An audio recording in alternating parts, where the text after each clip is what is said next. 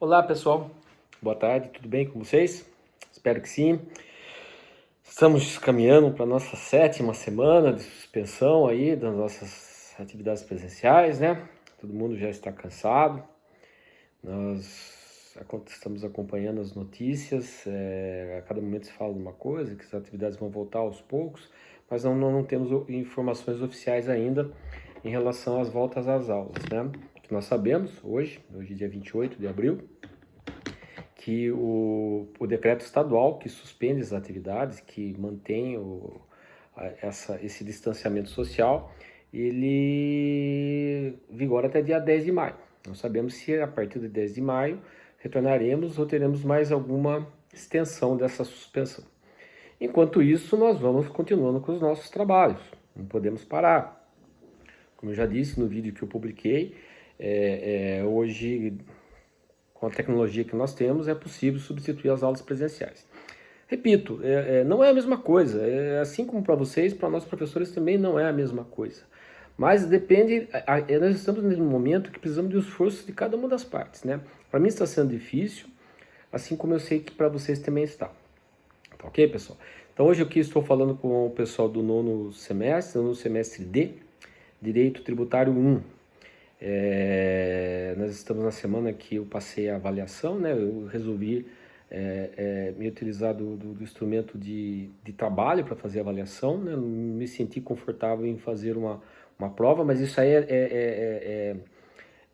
cada professor teve a liberdade de escolher o método de avaliação que melhor entendesse, né? Diante das aulas que tem passado.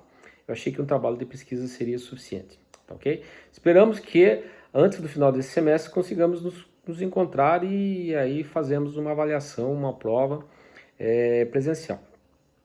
Tá ok, pessoal? Então, só lembrando, nosso curso não é um curso EAD, né? Que nós temos uma plataforma.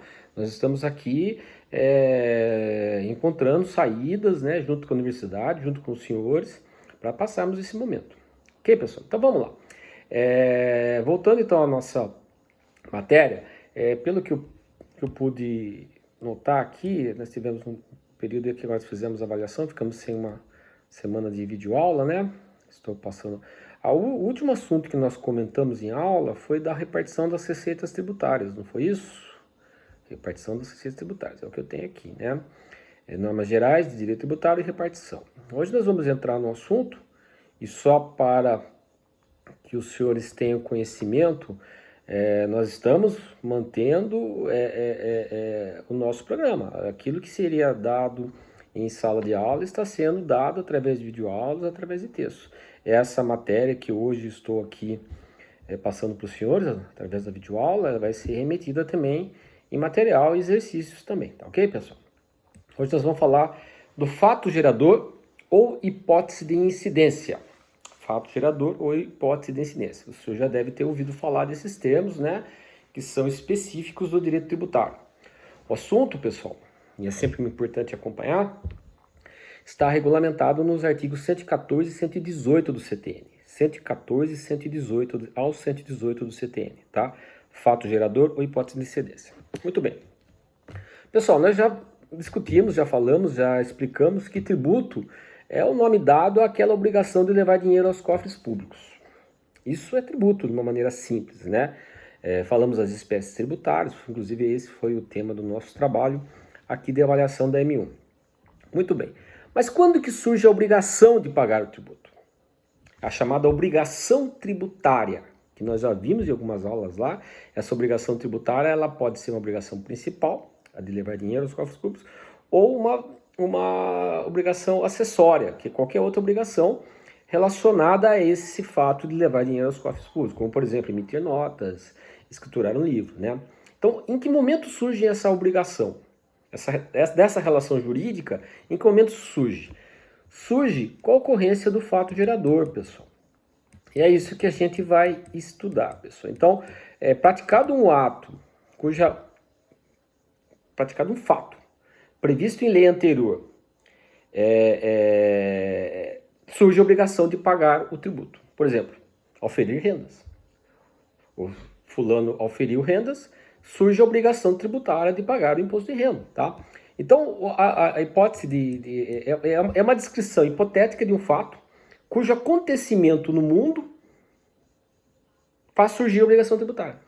Então, a gente vai esmiuçar essa obrigação tributária, esse fato gerador, em todos os seus aspectos, nos aspectos subjetivos, no aspecto material, temporal, para entender quem está sujeito a pagar, quando, para quem. Então, a gente, partindo da noção do conceito de fato gerador, né, nós vamos estudar os aspectos que envolvem esse fato gerador, tá ok, pessoal? E daí nós vamos falar sobre o sujeito ativo, o sujeito passivo, o aspecto espacial, né? Você praticou um fato aqui, mas você vai ter que pagar para quem esse imposto? Então, são questões bastante interessantes. Nós vamos falar, lógico, de forma genérica e vamos dar exemplos específicos, tá bom? Então, a doutrina tradicional costuma até aqui uma discussão interessante, né? Que para a doutrina, fato gerador, é que vocês vão ter que relembrar um pouquinho de direito penal. Quer ver? Porque vocês devem ter estudado a teoria do crime, né? Para a doutrina mais tradicional, fato gerador significa tanto a sua previsão hipotética legal, quando ele acontecido. Então, fato gerador é a previsão legal, ou também eu chamo de fato gerador quando alguém pratica o fato gerador. Então, alguns doutrinadores mais modernos criticam, olha, está dando nome, ao mesmo nome para coisas distintas, a previsão hipotética e o acontecimento do fato. É aquela discussão que existe em relação ao direito penal. O que é crime? Crime é tanto aquela previsão hipotética no Código Penal, como o fato acontecido. Por conta disso, eu não posso deixar de falar que o professor Geraldo Taliba, de novo, né, me socorrendo aos ensinos do mestre Geraldo Taliba, né, ele costuma dizer que o fato gerador, ele divide-se em dois momentos. O fato gerador em abstratamente, que é previsto na lei, que seria a figura hipotética, e o fato gerador em concreto, quando ele acontece de fato, no mundo fenomênico, é o fato concreto. E aí ele fala o seguinte, ó pessoal, que não dá para admitir essa confusão terminológica. Então eu tenho que dar nomes diferentes. Então o que ele faz? Ele chama de a previsão hipotética em hipótese de incidência, a descrição legal, né, daquele fato na lei, isso ele chama hipótese de incidência. Quando essa hipótese acontece faticamente, ele dá o nome disso de fato imponível. Então, repetindo, a doutrina mais tradicional chama fato gerador, tanto a previsão legal como o fato acontecido.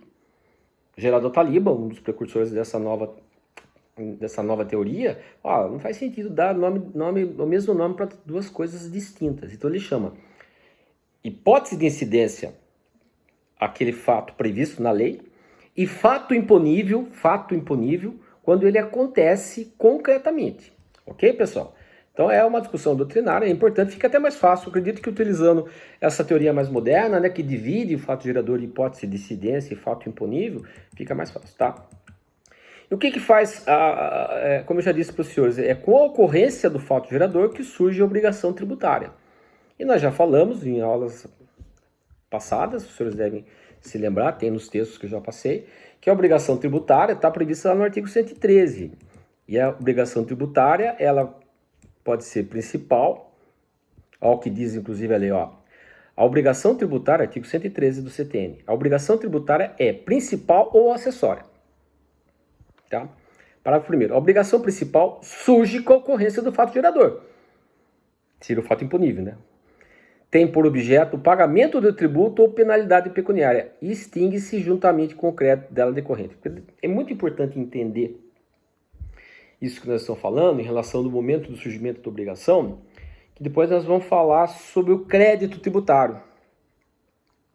E a noção desses momentos, surgimento da obrigação e constituição do crédito tributário, ela é importantíssima para que os senhores compreendam mais à frente os institutos da decadência e prescrição tributária.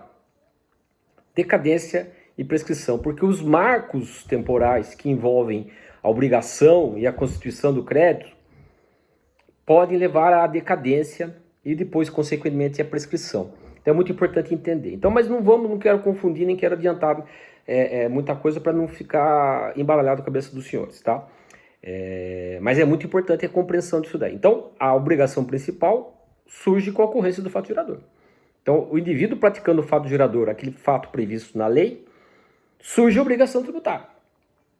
Esse é o primeiro marco, tá?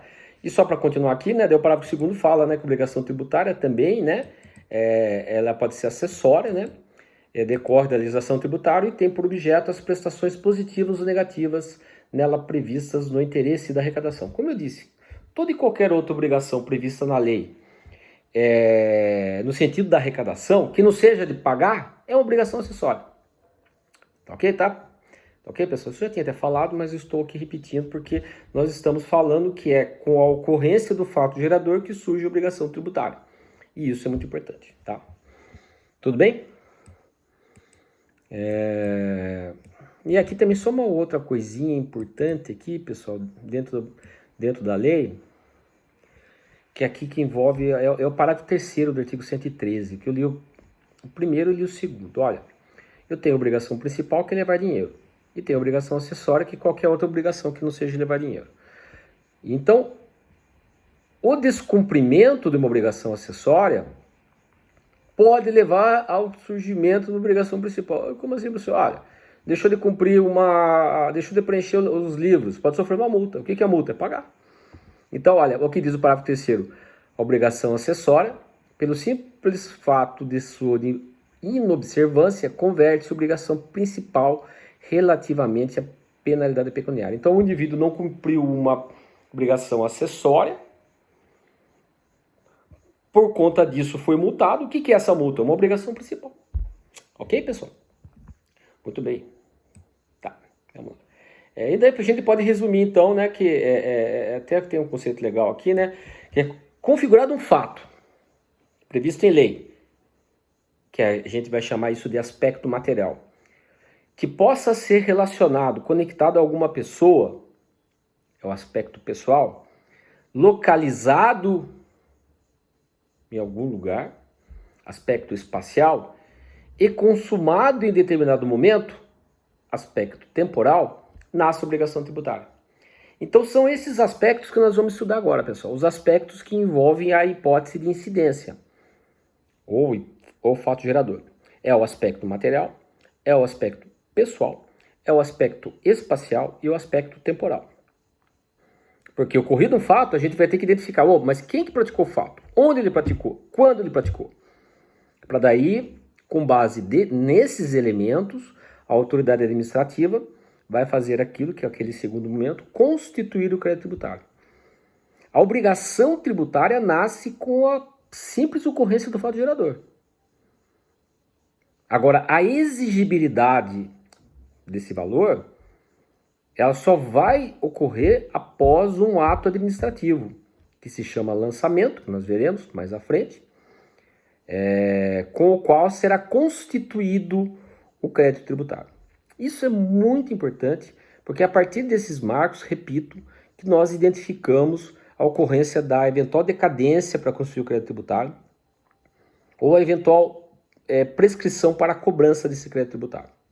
Então, o entendimento do momento exato em que ocorre o nascimento da obrigação, bem como o momento exato em que o crédito é constituído, esses marcos são importantíssimos. Então, sem entender os conceitos de obrigação e crédito tributário, fica difícil poder analisar se de fato ocorreu ou não a eventual decadência ou prescrição. Tá ok, pessoal? Por isso é uma matéria muito importante. Tudo bem até aqui, pessoal? Sim? Vamos lá, deixa eu mudar aqui minha página.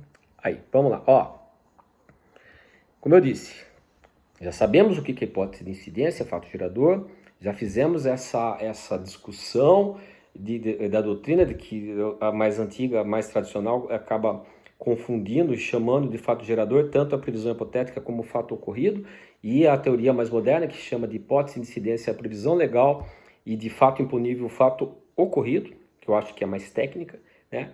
Agora vamos falar sobre os aspectos que envolvem a hipótese de incidência, tá? seriam os aspectos que envolvem o próprio tributo, bem como os personagens envolvidos na obrigação tributária, né? Eu já disse para os senhores, aqui nós vamos estudar então o aspecto pessoal, que envolve aquele que vai pagar e aquele que vai receber, é o chamado sujeito ativo e sujeito passivo, seria o aspecto subjetivo. O aspecto material, que é de fato os fatos que levam à ocorrência do fato gerador, quais são os fatos que fazem nascer a obrigação tributária. O aspecto temporal, o momento da prática desse ato, quando é considerado, e o aspecto espacial. Começando então pelo aspecto pessoal, também conhecido como aspecto subjetivo. E aqui, esse aspecto diz respeito então à determinação dos sujeitos da obrigação, que eu já disse. São eles sujeito ativo, aquele que pode cobrar, e sujeito passivo, aquele que vai pagar. Então vamos lá, quem são eles? A primeira observação que a gente faz, importante aqui, e eu já disse mais de uma vez aqui nas nossas aulas, tanto nas primeiras aulas presenciais como nessas aulas remotas, que não é papel da Constituição criar tributos. A Constituição apenas discrimina as competências tributárias, né? Fizemos mais de uma vez também, quando falamos de competência tributária, a diferenciação entre competência e capacidade tributária ativa. A competência só os entes políticos têm. Quando eu falo entes políticos, União, Estados, Distrito Federal e municípios. E a capacidade tributária ativa, ela pode ser transferida, né? Então o exemplo que eu cansei de dar para os senhores, o INSS é uma autarquia federal que tem capacidade tributária ativa. Pode cobrar as contribuições sociais. Mas ele não tem competência tributária, que ela pertence à União, tá? Então, dentro dessa linha, né, quando a gente fala de sujeitos do aspecto pessoal, no que diz respeito ao sujeito ativo, né, a Constituição ela já estabelece quem são os sujeitos ativos. Então, o aspecto pessoal, né, é o tributo que determina o sujeito ativo da obrigação e estabelece os critérios para a fixação do sujeito passivo. Tá? Então vamos lá.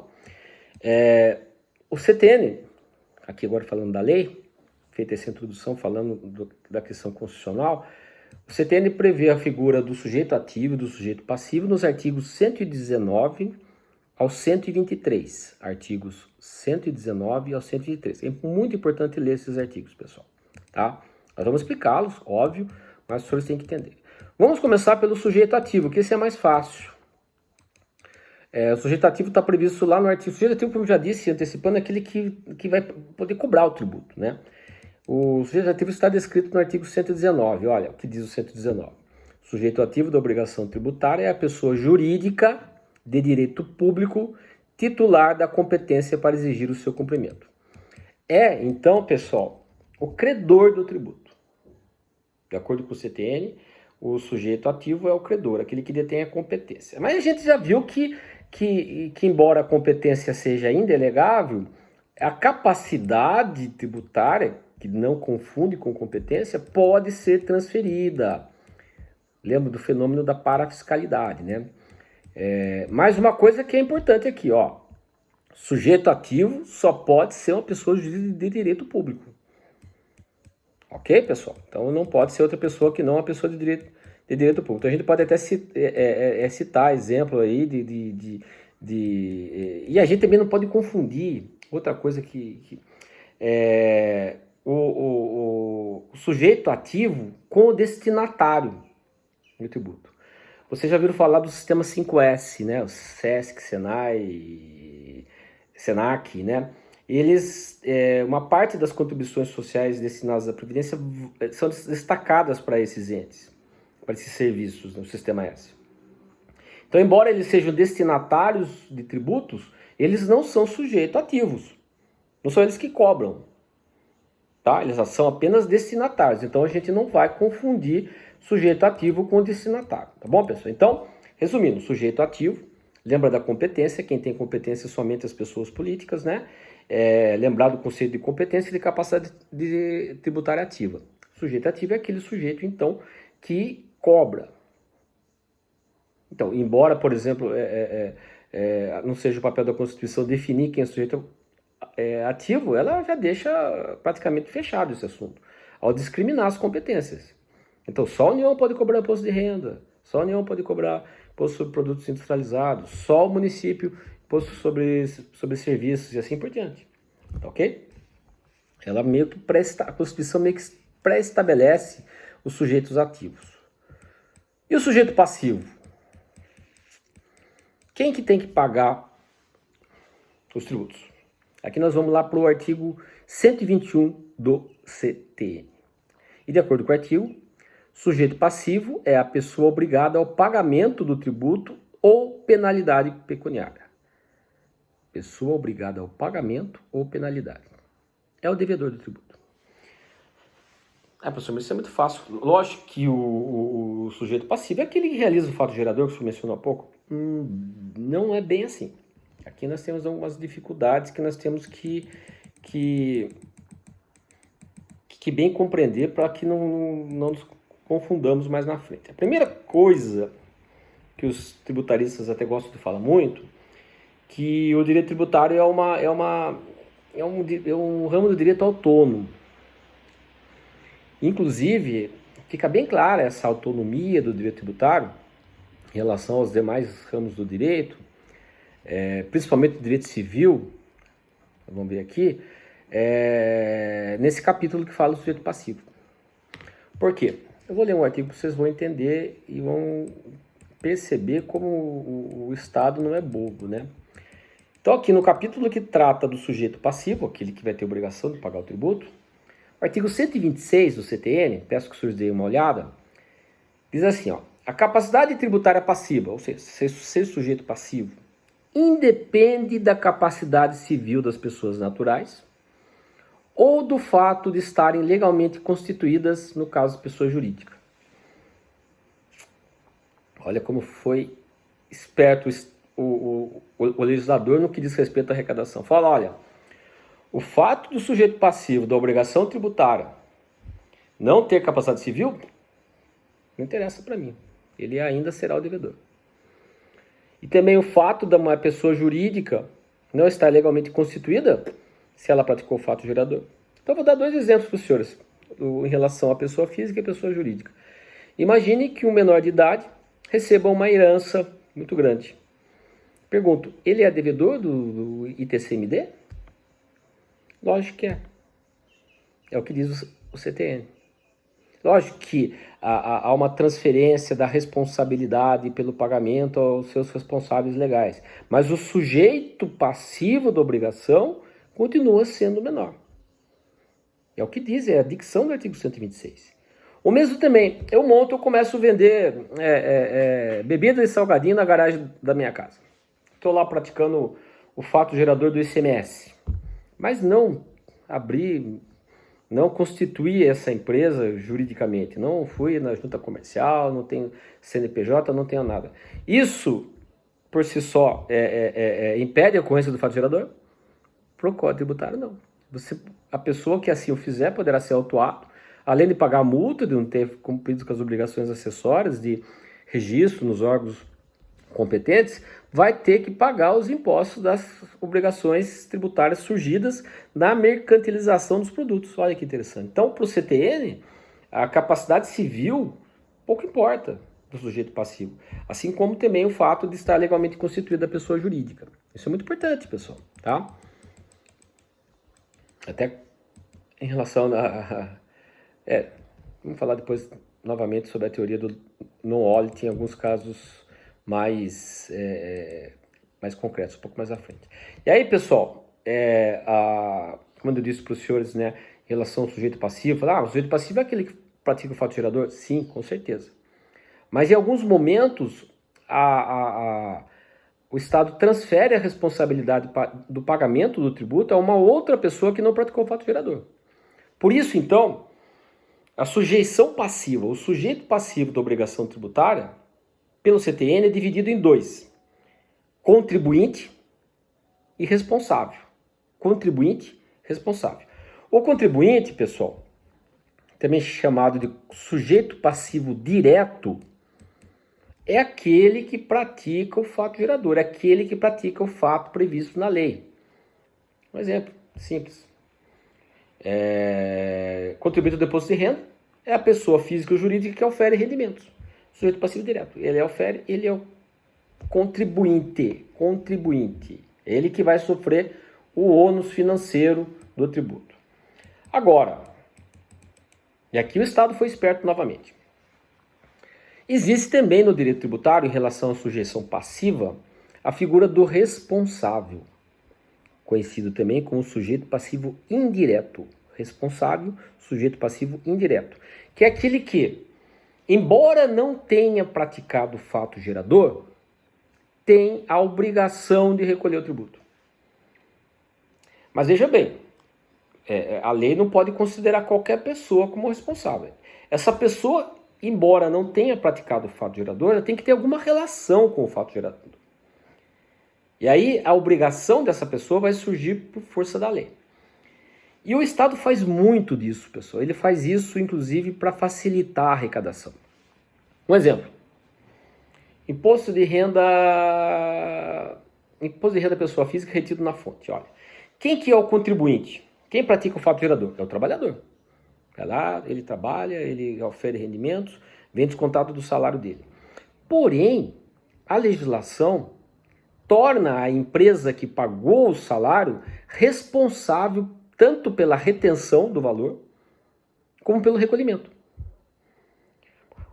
É uma facilidade para o Estado. Ao invés de eu fiscalizar um por um, eu fiscalizo só as empresas. Você tem empregados? Tem. Quantos empregados você tem? Tantos. Quantos ganham acima do valor para pagar imposto? Esses. Então, essas informações prestadas pela pessoa jurídica são cruzadas depois com a Receita.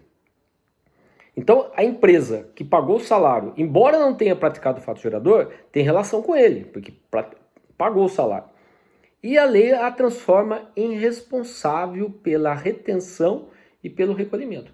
Tanto que se ela não retiver e não recolher, ela vai sofrer sanções legais. Vejam, então, no mesmo fato eu tenho a figura do contribuinte, sujeito passivo direto, que é o que oferiu renda, o trabalhador, e a figura do responsável, aquele que a lei atribui a responsabilidade, o nome é responsável, a responsabilidade de reter e recolher o tributo, tá bom, pessoal? É uma comunidade administrativa, pessoal. Então, existe muito isso no ICMS, né? Existe no imposto de renda, uma transferência da responsabilidade pela retenção e o pagamento, tá? E aqui agora, pessoal, dentro da responsabilidade, eu expliquei genericamente, então que o sujeito passivo pode ser o contribuinte, aquele que a lei, aquele que pratica o fato gerador, como a figura do responsável. Essa responsabilidade, de acordo com o CTN também, ela pode se dar por substituição, quando há a substituição do contribuinte principal, e no lugar entra a figura do responsável, e a responsabilidade por transferência. Só que esse assunto eu vou deixar para a próxima aula, que é um assunto um pouco mais delicado, envolve alguns conceitos de direito privado, mas nós vamos falar na próxima aula. Então eu acredito que por hoje está bom, pessoal. Como eu disse, o nosso programa tem caminhado bem, né? Nós não estamos com nenhum atraso aí importante, e eu pretendo encaminhar esse texto para os senhores até o final dessa semana, né? Para os senhores já irem trabalhando com esses conceitos. E na próxima aula eu continuo aqui, então, dentro do estudo de sujeito passivo da obrigação tributária, o estudo da figura do responsável. Tá ok, pessoal? E peço aos senhores, pessoal, olha, assim como já fazíamos em relação às aulas presenciais, é importante que vocês peguem os assuntos, os fechamentos, né? Embora eu não estou recolhendo os fechamentos, continue fazendo, consulte na doutrina, reforcem aquilo que nós estamos vendo. Esses conceitos que estão sendo passados nas aulas, nas videoaulas e também nos materiais, reforcem também com pesquisas, né, em assuntos. Quer dizer, façam também a parte dos senhores, tá bom, pessoal? E então na próxima semana a gente se vê e a gente continua com esse assunto, ok, pessoal? Muito obrigado, se cuidem e se Deus quiser logo estaremos juntos aí em aulas presenciais. Então estou tão ansioso como os senhores, porque já ficar em casa já tá azedando, como dizem, né? Ok, pessoal? Muito obrigado, então, e até a próxima.